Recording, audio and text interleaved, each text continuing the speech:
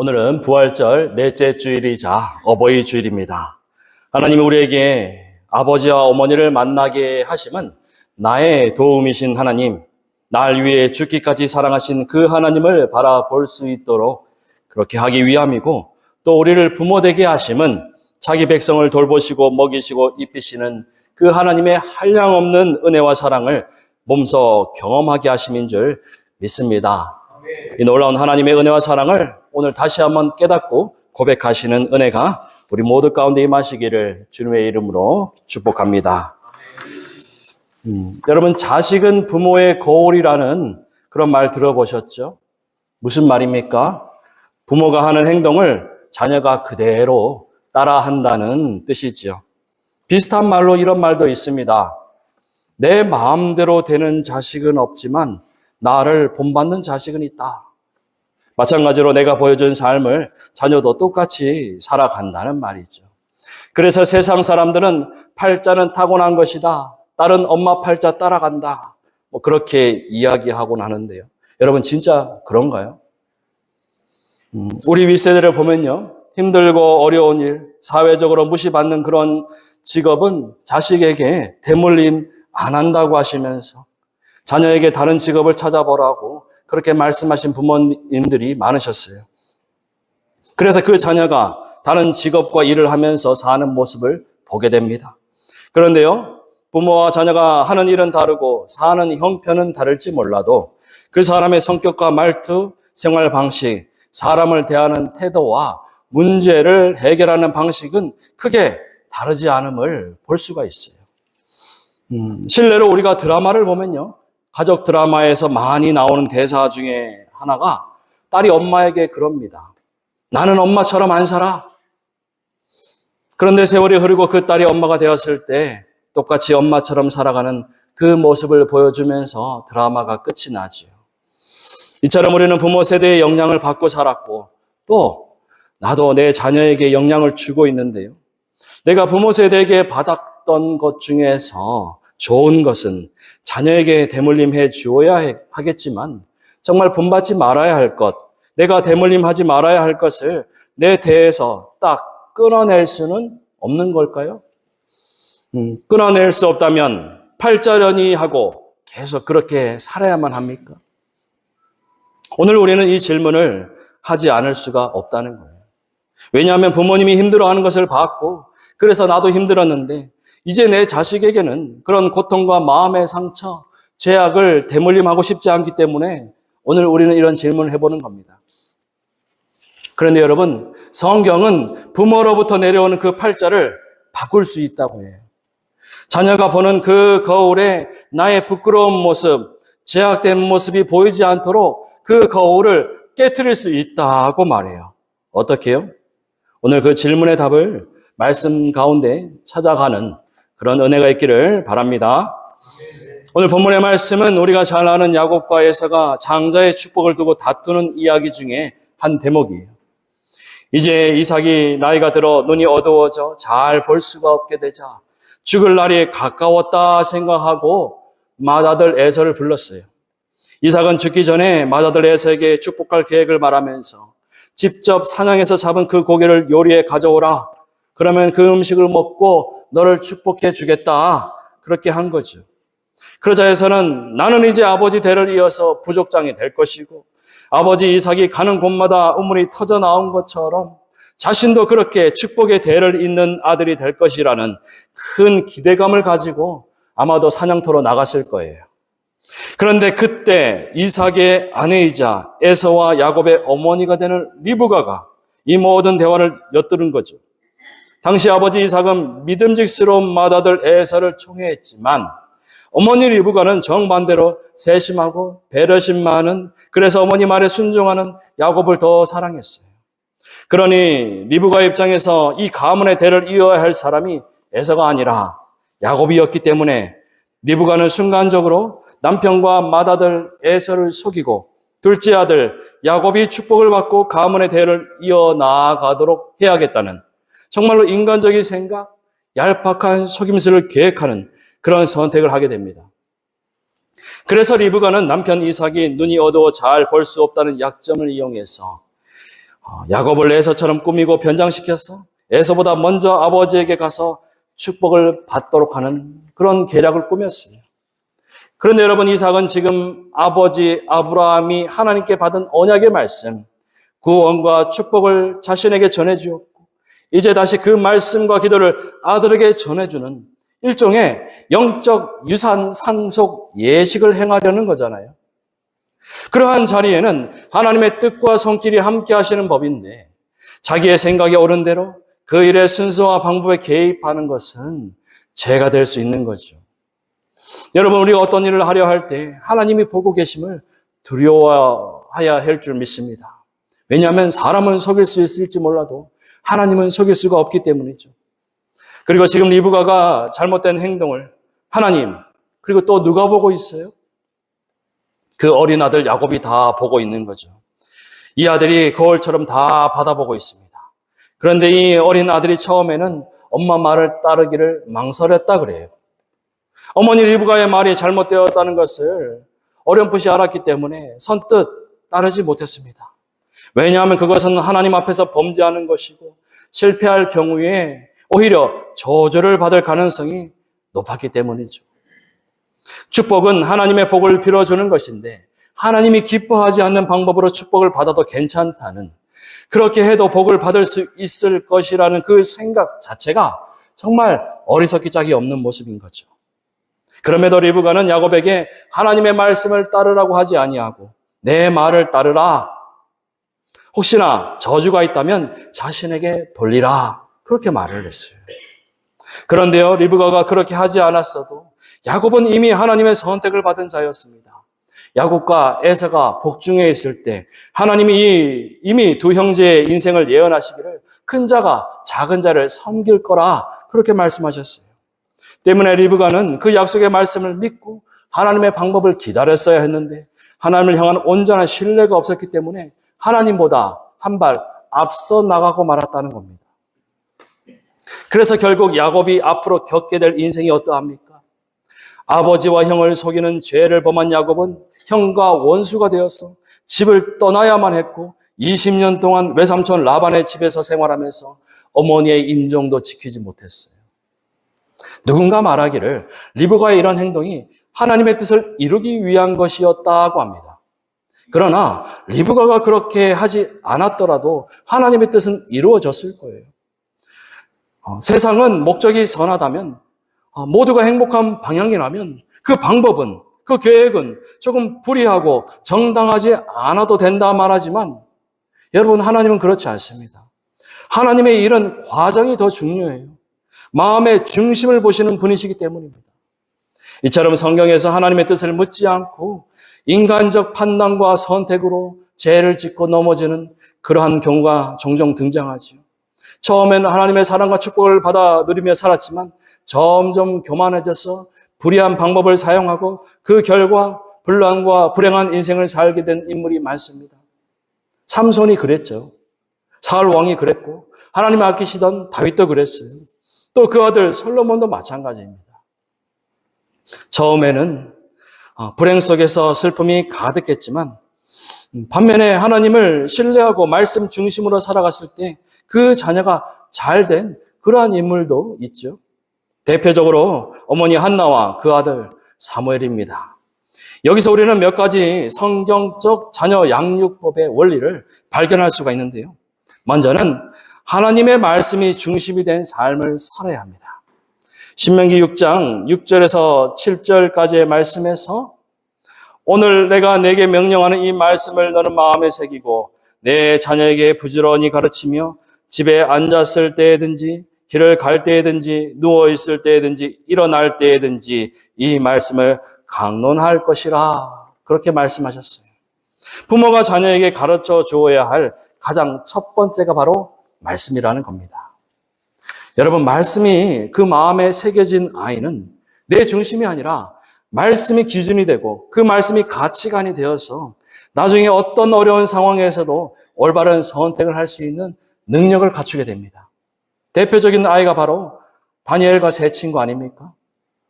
세상이 변하여도 변치 않는 말씀이 그 마음 중심에 있으니까 두렵지 않습니다.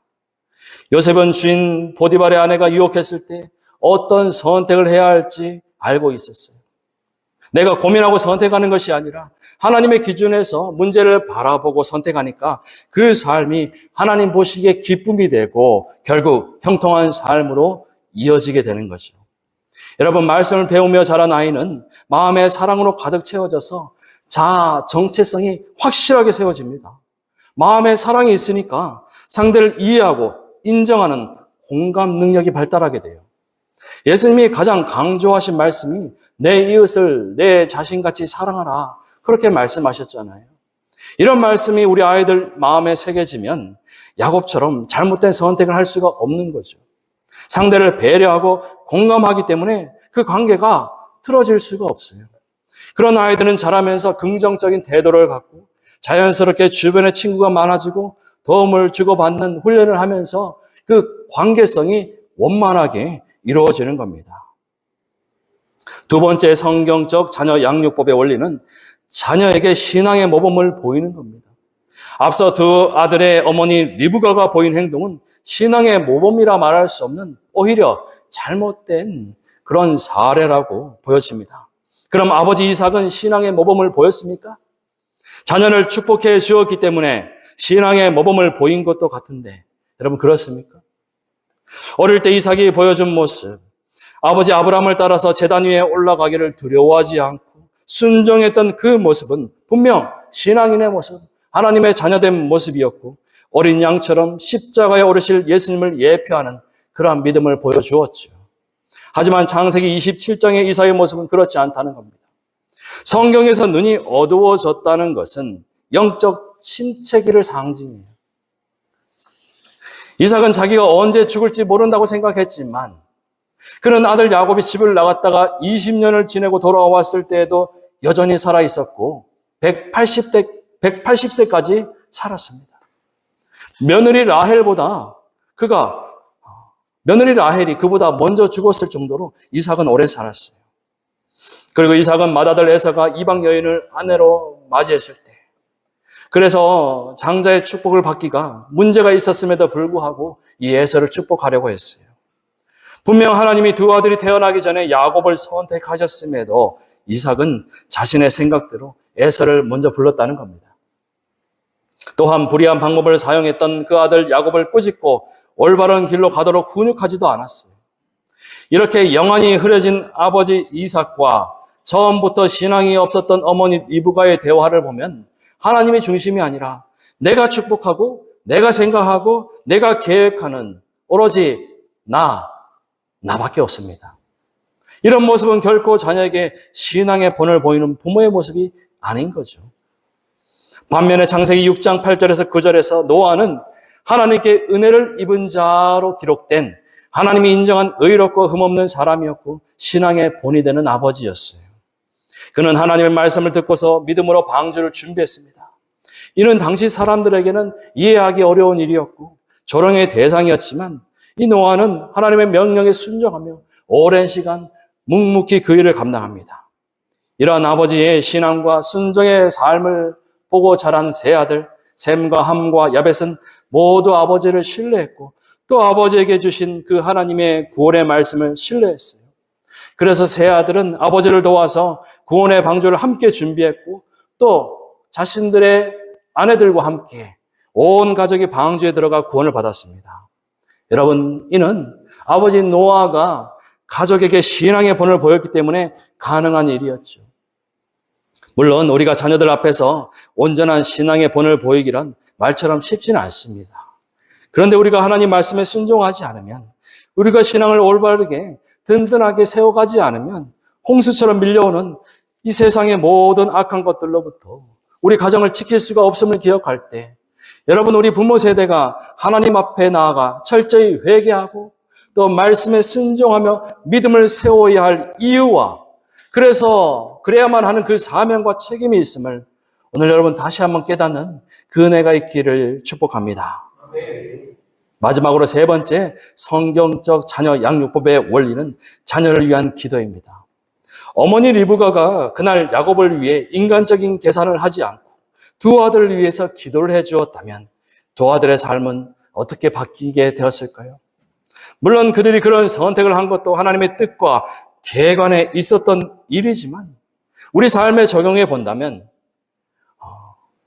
여러분은 어떤 선택을 하시겠습니까? 자신이 계획하는 그런 리브가와 같은 모습입니까? 아니면 한나처럼 아들을 위해서 기도하는 그런 모습입니까? 여러분, 한나는 오랫동안 아들이 없었죠. 남편 엘가나가 아무리 잘해줘도 만족하지 못했어요. 남편의 사랑도 아들이 없는 그 서러움을 대신할 수가 없었다는 겁니다. 그때 한나의 선택은 기도였고 하나님이었습니다. 하나님이 한나에게 아들 사무엘을 주신 후에도 한나는 계속 기도했어요. 감사의 기도를 드렸고 서원한 대로 하나님께 아들을 드리면서 매년 사무엘을 위해서 기도하면서 그 아들을 위해서 옷을 지어서 아들이 있는 성막으로 올라갔습니다. 사무엘을 하나님께 바치고도 그 아들을 위한 기도를 멈추지 않았던 그 어머니 한나의 기도로 인해서 이 아들 사무엘은 일생을 하나님과 동행하며 이스라엘 마지막 사사로, 예언자로, 또 제사장으로 그 모든 책임을 다했던 그런 인물로 남게 되었지요. 과거에 성도님들 중에서 자녀를 위해서 기도해달라고 그런 요청이 들어와서 함께 기도할 때가 종종 있었습니다. 먼저 자녀에 대한 사연을 들어보고 지금 자녀가 어떤 어려움에 처해 있는지 물어보고 그렇게 함께 기도를 했는데요. 저랑 같이 그 자녀를 위해서 몇 년을 함께 기도했을 때 그 자녀가 건강을 회복하고 원하던 직장에 들어가고 또 어떤 소송과 다툼과 재판에서 이기게 되는, 그래서 기도가 이루어지는 그런 경우가 여러분 얼마나 되었을까요?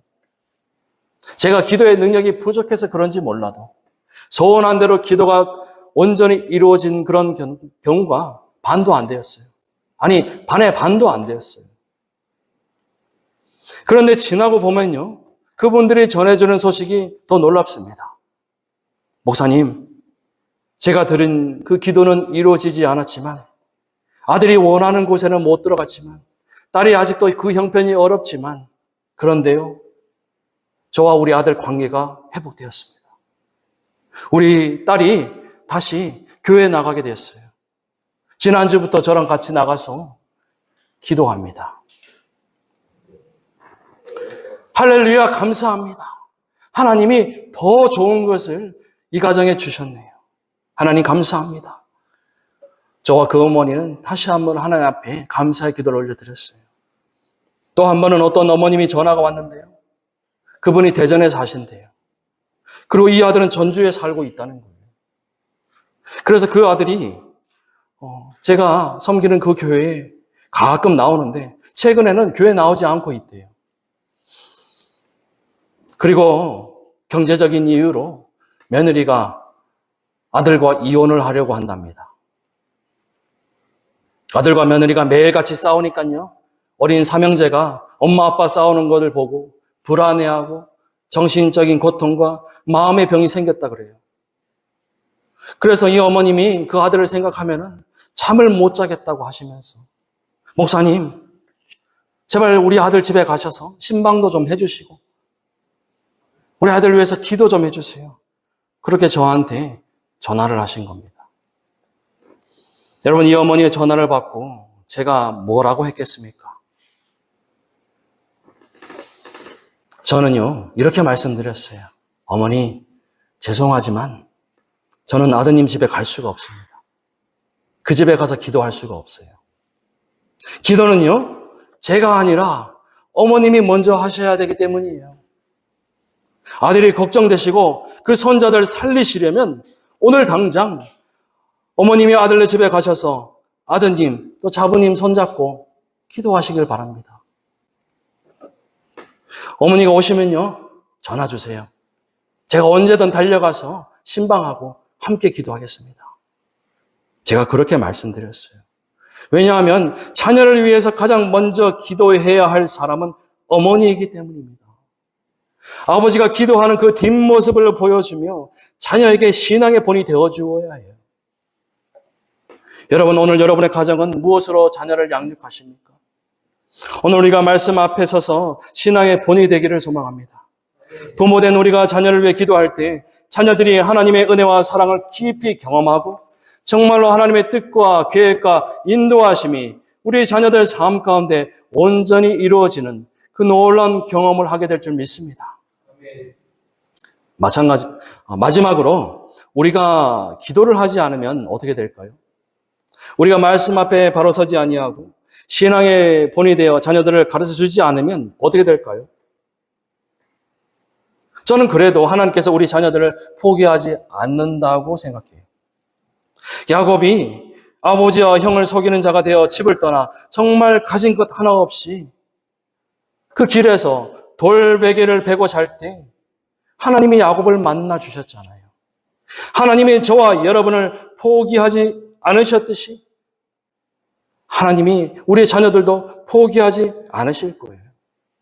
하지만 어머니가 기도하고 아버지가 신앙을 지키면요, 모세의 가정처럼 온 가족이 함께 신앙 안에서 자라나고 성장하는 기쁨을 맛볼 수가 있습니다. 그리고 그 자녀가 세상에서 골리앗을 마주해도 두려워하지 않고 물맷돌을 던지고 승리하는 아이가 됩니다. 사자굴에 던져져도 하나님을 찬양하는 청년으로 자라나서 이 땅 가운데 하나님의 놀라운 역사를 이루어 나아가는 기적의 주인공으로 사용받게 됨을 여러분 믿으시기 바랍니다. 사랑하는 성도 여러분, 오늘 여러분 집에 들어가시면은 우리 자녀들과 함께 둘러앉아서 맛있는 식사를 하시면서 이야기하셨으면 좋겠어요. 그동안 아빠가 말러준 상처가 있다면, 그동안 엄마의 욕심으로 인해 섭섭한 일이 있었다면 그 아이들의 이야기를 다 들어주시고 그 마음을 풀어주시는 그런 시간을 꼭 만들어 보시기 바랍니다. 그리고 꼭 마지막에는 자녀들의 손을 잡고 진심으로 기도해 주신다면 여러분 10마디 훈계보다 100마디 잔소리보다 그 아이들에게 위로가 되고 힘이 될 줄 믿습니다. 더불어 우리가 자녀들의 손을 잡고 함께 울며 기도할 때 하나님이 우리의 자녀들을 위로하시고 고치시고 또 우리 가정을 회복시켜 주실 줄 믿습니다. 이 말씀 붙들고 우리의 가정 가운데 하나님이 이루실 놀라운 기적을 맛보며 살아가는 복된 가정, 믿음의 가정 다 되시기를 주님의 이름으로 축복합니다. 우리 말씀을 기억하며 함께 찬양하고 기도하겠습니다. 말씀 앞에서 우리 찬양하겠습니다.